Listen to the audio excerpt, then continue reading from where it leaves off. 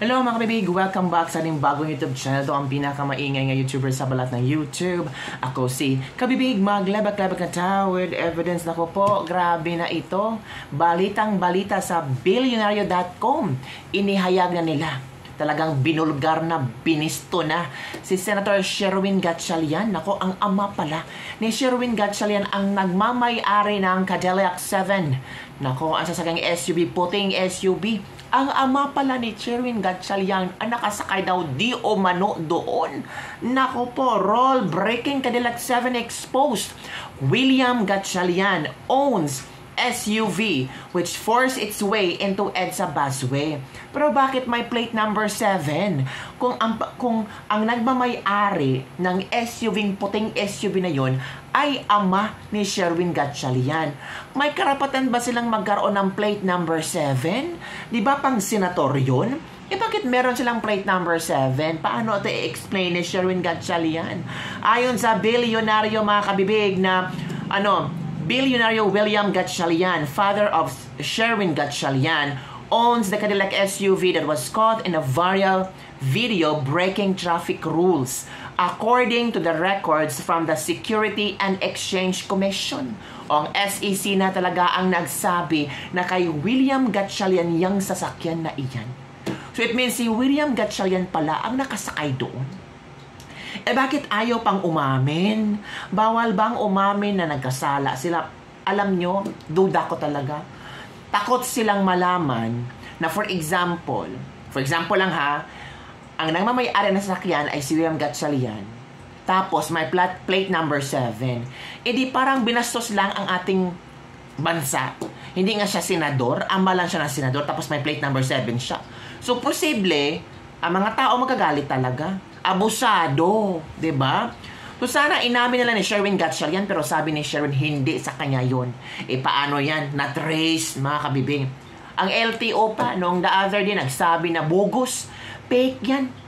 Peke ang plate number 7. Nakita namin sa aming records na madami pala mga peke na number 7. Paano na ngayon? May nagawang press con nga ngayon. Ito pala nangyari. SEC records obtained by Billionaire.com showed two Orient Pacific firms are both owned by the Gatchalian. Nako po. The two entities formed in 1889 had Gatchalian and his wife, Di Hua, and son Kenneth as directors and officers of the real estate firm. Gatchalian had previously denied, si Sherwin Gatchalian, denied talaga niya, na hindi sa kanya yan. Paano na yan? Paano na, ano kaya ang gagawin ni Sherwin Gatchalian na natural, ma-connect talaga yung pangalan niya. Diba? Paano nagkaroon ng plate number 7 ang kotse ng ama mo? Kung hindi yun sa'yo. Eto kabibig ha, nagpa-press con kanina yung driver. Nag-ask ng sorry ang driver kanina. Inamin niya, kasala siya, humingi siya ng patawad. Ito, panoorin natin kabibig. Ito pala yung news sa Billionario. Rule-breaking Cadillac 7 exposed William Gatchalian owns SUV which forced its way into EDSA busway. So ito pala si William Gatchalian. Siya pala ang may-ari ng plate number 7 na sasakyan. Nandito according to the records of the SEC, Securities and Exchange Commission. Naku po! Paano na yan? So, ito yung press con ng driver kanina, kasama ang isang attorney kung saan inamin ng driver na siya talaga ang nag-drive sa SUV. Natural, walang magawa ang isang pobreng driver kasi nangangamo din yan. So, kung ano ang sabi ng amo, dumaan ka sa busway, plate number 7 tayo. Diba? So, natural ang driver magpa-follow talaga. Ito, pakikinig tayo. Yung paglapag sa regulation ng tapos pumasok po ako sa EDSA, ako po yung humingi ng asensya. Pumasok ka sa EDSA or may nagbigay ng instructions sa'yo na doon kayo dadaan sa EDSA. Kasi ang driver alam naman kung ano ang tama at mali, di ba mga kabibig? Di ba mga kabibig? Pero kung may instructions sa kanya, pumasok ka dyan sa busway, nagmamadali tayo, natural, papasok talaga yan. Kasi driver lang ang binabayaran tong driver na to. Hindi ko gusto na yung ginawa ko sa aking pagkakamali O, bakit kung hindi mo gusto, bakit mo ginawa? Nagmamadali kasi si amo, sir, kasi kailangan ko i-follow yung instruction ng amo ko, sir, kahit hindi ko gusto. Kawawa ang driver, oy. Ang driver ngayon ang nagpa-preskon. Hindi ko po ninais na makasakit sa enforcer na pumara sa akin. Kaya po hihingi ng pasensya.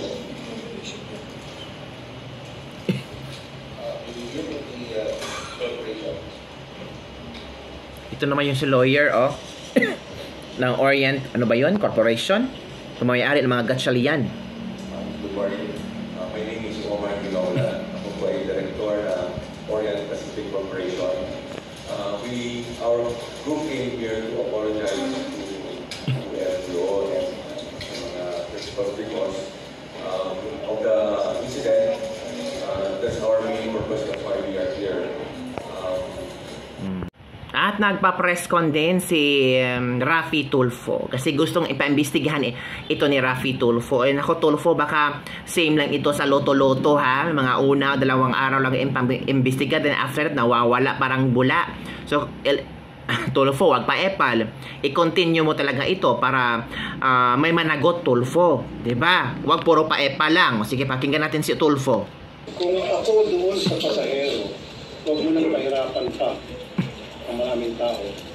Aminin mo na, sabihin mo na nagkamali ka, isurrender mo yung driver mo, and mag-apologize. Kasi sa ngayon, ang nangyari, napagbibintangan ang 24 million senators. And I know for a fact na wala sa 24 senators namin ang involved doon sa skandalo yun. Although, I also know for a fact na ito related sa isang senador. Related sa isang senador. Pero hindi yung senador ang sakay ng SUV na yan at that time. That I can say now, timeline. Base po sa aking Intel report, dumating itong pasahero noong November 3 sa NAIA Terminal 1 via PR number 427 from Narita, Tokyo to Manila. Arrival time 6:06. Now, lumabas ng NAIA Terminal around 6:30 p.m. Gumamit siya ng Skyway northbound, going to Magallanes and then exit EDSA northbound.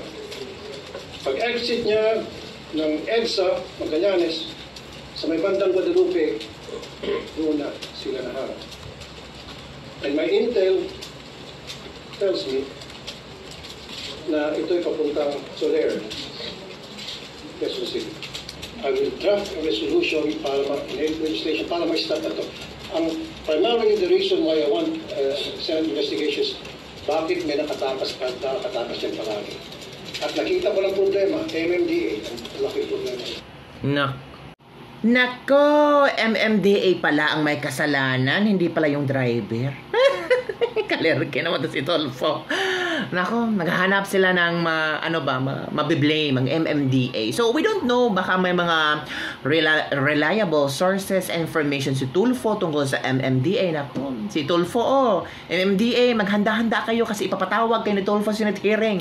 Paano yan? Alam nyo na si Tulfo, ang dami niyang mga resources, ang dami niyang makukunan ng resources para madiin kayo sa mga pangyayari nito. So, normally, matatabunan yung may-ari ng sasakyan kasi i-blame nila ang MMDA.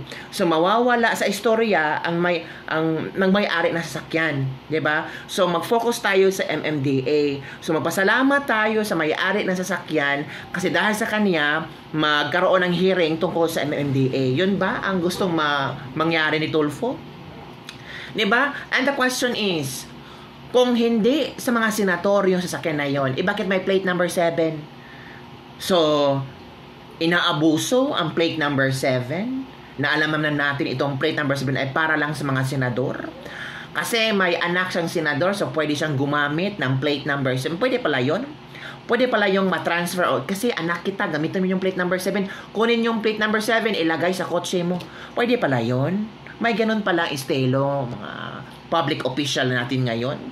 kung hindi pagmamayari mo, tapos gusto mo mapadali yung pagbiyahe mo, gumamit ka ng special plate number sa mga politiko, I'm unsure, makaka-driveway, ang bilis ng driveway, ang pag-drive mo. Diba? Kawawa din ang driver, no? Kasi yung driver, sumusunod lang sa instruction ng amo niya. Gusto mo ba mawala ng trabaho? Literal, hindi mo gusto mawala ng trabaho. So, you have to follow sa kung ano ang utos ng iyong amo.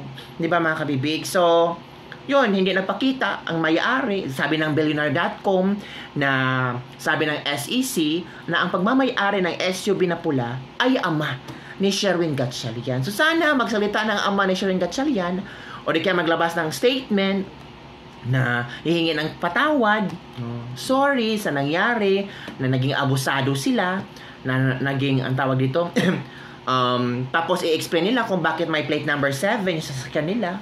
Diba? Para mawala yung duda ng mga tao ba kay Sherwin Gatchalian. Kasi maging pangit ang maging imahe ni Sherwin Gatchalian. At hindi ito mabubura sa utak ng mga tao. Na baka sabi ng mga tao, ay yan, abusadong politiko yan. Yung ama niya, abusado. Dumaan sa busway. Kasi palaging iniisip ng mga tao na unfair sa mga motorista.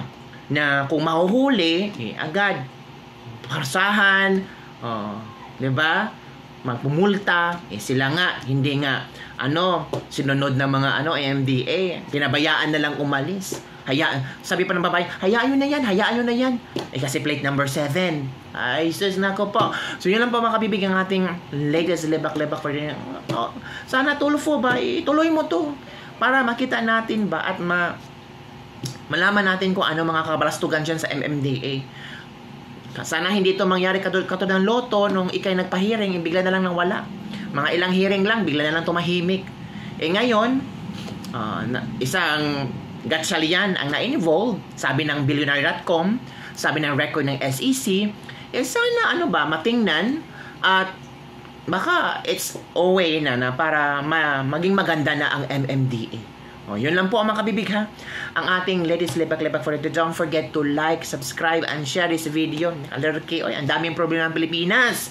Pero si Marcos, nasan ba? Yan lang po. Bye everyone. See you next time.